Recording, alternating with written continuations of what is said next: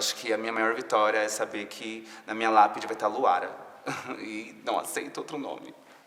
Inclusive, a certeza que eu tive de ser uma pessoa trans foi num show da Linda Quebrada, quando eu olhei pra ela e eu falei, eu sou travesti.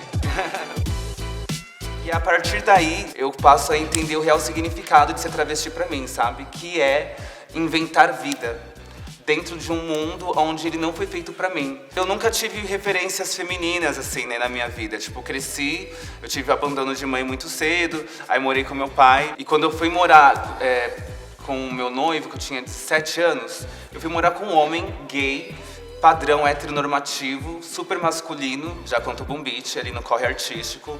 Eu vivia muito ocupada, então tinha pouco tempo pra olhar pra mim de fato, ou pra olhar pra coisas que eu queria esconder. E até que na pandemia eu não tive como fugir disso. A pandemia foi um momento onde não tinha shows, não tinha trabalho, eu tinha que estar sempre em casa, e eu tinha um espelho enorme, gigante, de mais de 2 metros de altura, que estava todos os dias ali pra mim, fazendo com que eu me olhasse o tempo todo e não tivesse como fugir de mim. Eu não sei o que é ser mulher, eu acredito na mulheridade e na travesti existe essa mulheridade. Eu acho que cada mulher é uma mulher, não existe não tem como te dizer o que é ser mulher. Você chegar na mulher e perguntar o que é ser mulher, né? Cada uma vai responder de uma forma, cada uma da sua maneira. Eu não cresci num país que fala sobre o que é ser trans, nas escolas, na televisão. Hoje a gente tem um pouco mais de informação. Inclusive foi através da arte contemporânea e com artistas que a gente tem hoje em dia que eu passei a ter mais entendimento com a internet. E aí passei a ter conhecimento sobre mim mesma, passei a me questionar. Tenho um relacionamento de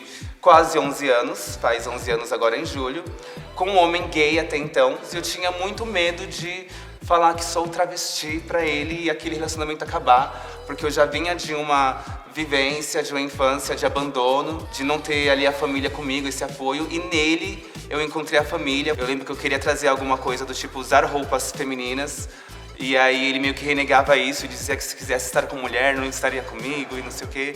Então eu tinha medo e deixei de ser eu por conta desse relacionamento também. Tanto que eu falo que a transição eu não vivo sozinha, né? Eu acho que quando a gente assume esse lugar de ser travesti, de ser uma pessoa trans, as pessoas que estão à nossa volta transicionam junto com a gente. Nunca é só a gente, né? As pessoas acabam aprendendo junto. Então ele vivenciou isso comigo e foi percebendo. E quando eu falei não foi tão um espanto. E ele continuou comigo mesmo assim, falou que ele me ama e ele ama a Luara. Não é questão de gênero nem nada. Eu acredito que o tempo que ele não entendia, né, nem eu entendia também muito bem sobre mim mesma, assim. Por mais que ele tivesse sido tóxico, eu também estava sendo tóxica comigo mesma. Estar aqui, nesse momento aqui agora falando, é muito importante também pra mim. Porque além de só passar o recado, ter essa troca, eu sinto que também é sobre eu me sentir viva ao olhar a minha história. E a vida pra mim cada vez mais vem sendo mais importante, porque cada vez mais eu me sinto andando com a morte do meu lado. Claro que todo mundo sabe que um dia vai morrer, mas quando você é travesti, você já entende que você tá numa expectativa de vida de 35 anos, né? Daí eu acho que até algo que é positivo aí que a vida me deu, que é ser artista, que é conseguir transformar a dor, inclusive, em alegria ou até em cura, não só pra mim, como pra outras pessoas. Eu tenho que ser muito grata a mim, você é minha Anitta aqui agora falando.